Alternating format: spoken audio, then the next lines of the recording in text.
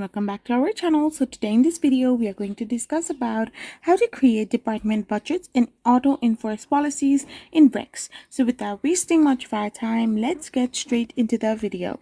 So for this, you need to simply get logged into your Brex account. So once you are in your Brex account, all you gotta do is simply get started to your account, and once you are inside your Brex, you need to navigate to the budgets in the dashboard. So once you find the budgets option in the dashboard, you can simply click on create budget. Then you need to fill in the details like name, amount, and frequency. So to auto enforce policies, you can simply go to the card section and tap on limits. So once you're here, you need to go in manage policies, amount, and customize your rules.